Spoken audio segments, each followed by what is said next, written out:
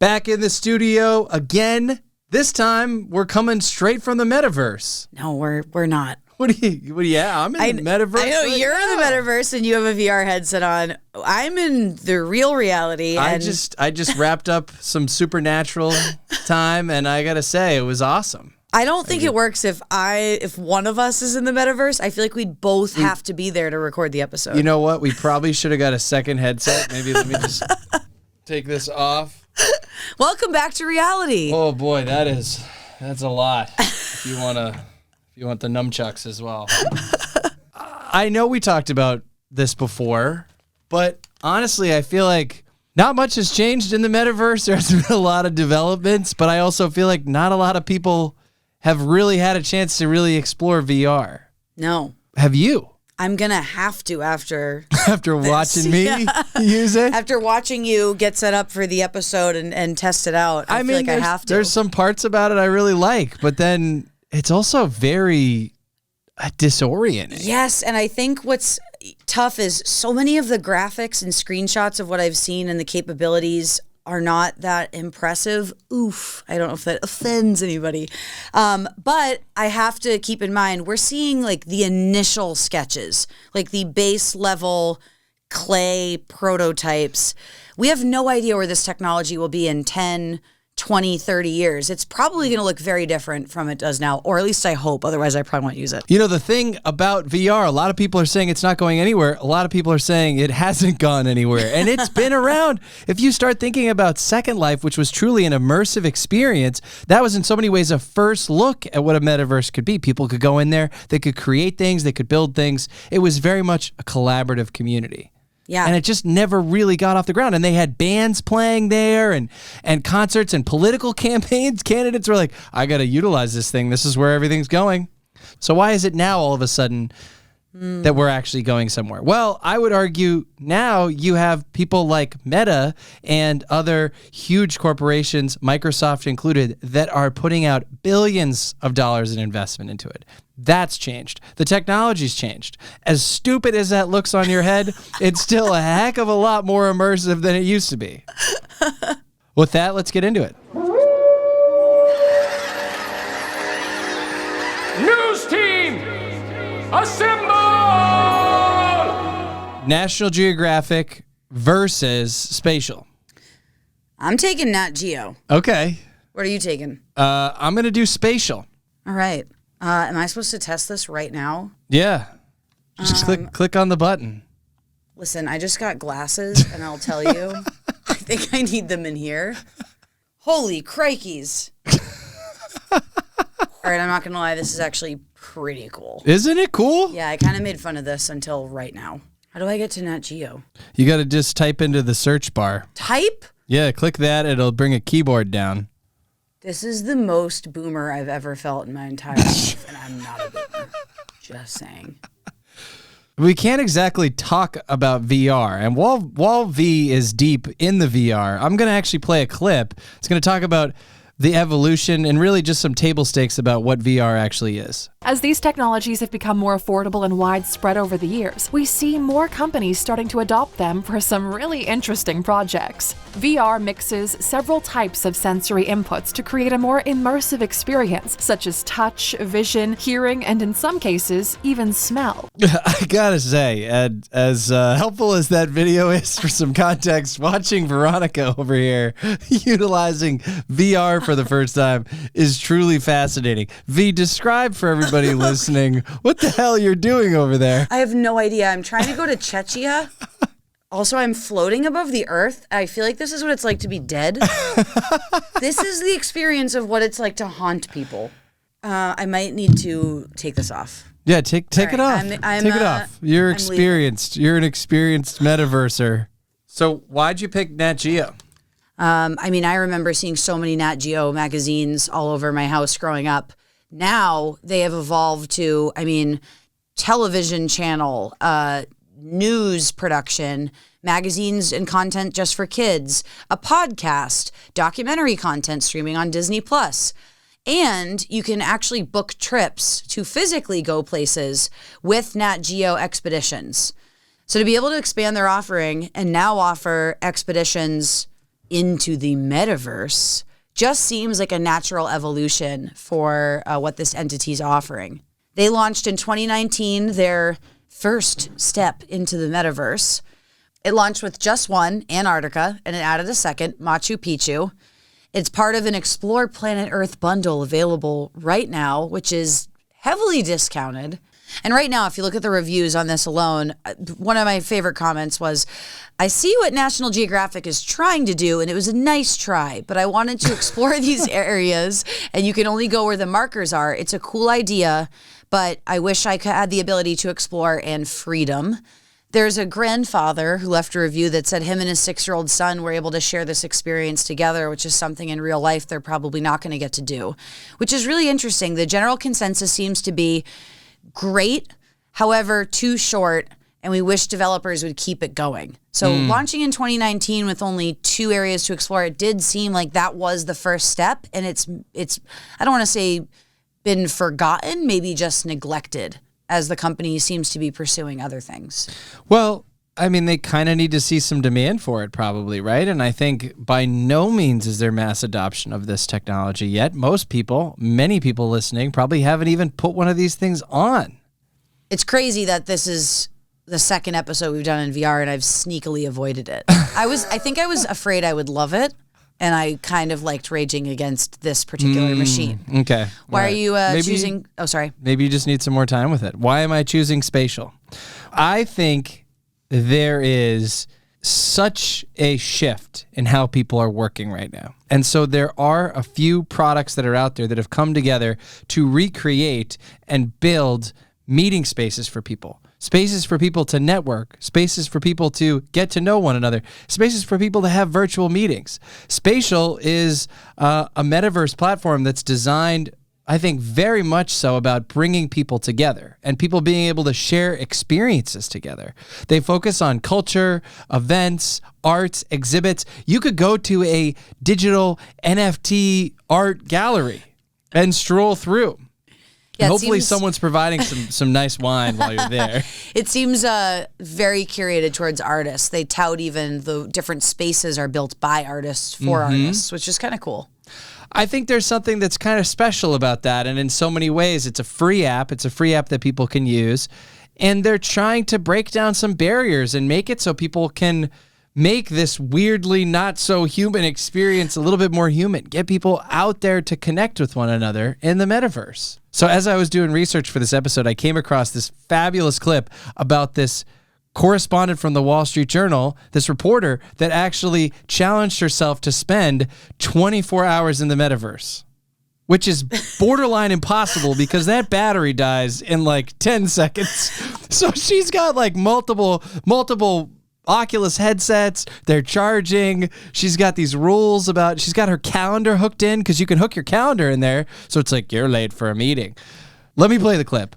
I met up with the co-founder of Spatial, Anand Agarwala, in an NFT art gallery with works from Ken Kelleher, aka Anchorball, on display. And this is a great stop because it turns out I'm in an NFT art gallery, which sounds like the metaverse to me.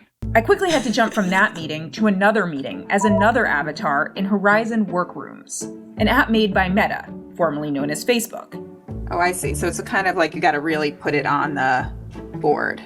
You can even invite people from the Realverse who happen to be on their webcams. I felt like I was actually sitting across from my editor, Wilson, in this meeting. It's like in Ghostbusters. I'm a full torso apparition. You don't need legs. I mean, no one can see our legs in this video. That's true. How many meetings do you spend where you actually care what people are doing with their legs? 0 meetings. 0. At least you shouldn't care, right? I think what is so fun about Spatial and some of these other apps that are really focused on creating the experience is just what she said in her reporting. It felt like I was actually genuinely in the room with someone because it's a lot more of a connected experience. Plus, there's less distractions. You can't pull your phone out and be like multitasking with that. That's the other half of it. You're fully all in. You have something suction cupped to your face. That's a good point. And I think sometimes it's really easy, myself included, to just go to the negative side of something like this. Oh my God, what could this possibly mean for society? It's people are replacing the human experience with something fake. And I hear in my own circles, it's a consideration that makes sense, right? That's an inherent risk with any type of emerging technology like this. However, there are so many opportunities for this to enhance an experience or supplement something that someone couldn't have, whether it is being in a meeting. If someone can't physically get to you or get to where they are, this can be plan B. It definitely offers a lot of opportunities for businesses and also for consumers, which is kind of the perfect pairing for a lot of brands that are exploring this because they're meeting demand. Maybe it's demand that people don't even know that they have yet. That technology will get better. And as the technology gets better, imagine if your glasses right now, you could just click a button and boom, you're in the metaverse. Oh, I thought you were going to say I could like annihilate, like pulverize you. That's an interesting thing. That's a nice insight into your head, what's going on in there.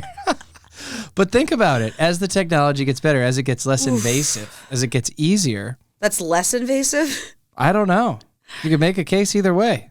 It's interesting, too, that beyond, these two wildly different brands that we talked about, there are definitely some other players that are taking off. Fitness seems to be a huge one. I'm seeing a lot of targeted ads about that. One that we have to mention is Trip with 2 Ps. It's a platform that allows people to focus on meditation. There's guided meditations. It really feels like it's simulating a trip. Yes. Which are also things that you can get to naturally with things like a sensory deprivation tank. So a lot of the time it sounds like this, like taking some sort of a psychedelic, is a fast track to get somewhere where meditation can usually bring most people.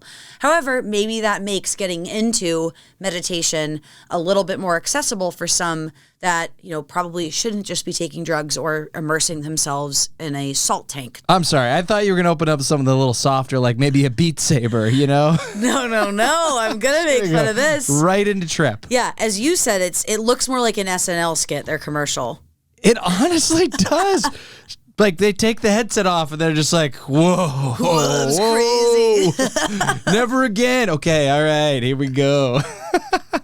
I mean, there's a ton of other apps for working out where people are kind of engaging. And the feedback that you see in some of these reviews, too, people are like, oh my God, I forgot I was even working out. You're just sitting there, whether it's slicing the beets or whether it's doing something else, working on some training. Obviously, usually it's just your own body weight that you're dealing with. You're not bringing in weights into the virtual reality realm. See, I feel like, is anyone ever worried they're going to punch their pet? Because I think worried. Your pet's smarter enough. They're like, oh God, they're putting the headset on again. What the hell? Do they know how stupid they look? I feel like I would scare the living shit out of my cat if I started just punching nothing. Well, take it home. Feel free. Try it out. Let's see what happens. Give it a test. You come back with a couple scratches. You're like, I got a fight with my cat.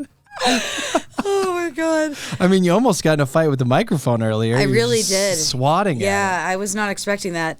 One of the other brands we probably have to mention, not to give Zuckerberg any more airtime on this podcast, but it was mentioned in one of the video clips that we watched in preparing for this episode, Horizon Workspace, albeit a Meta product.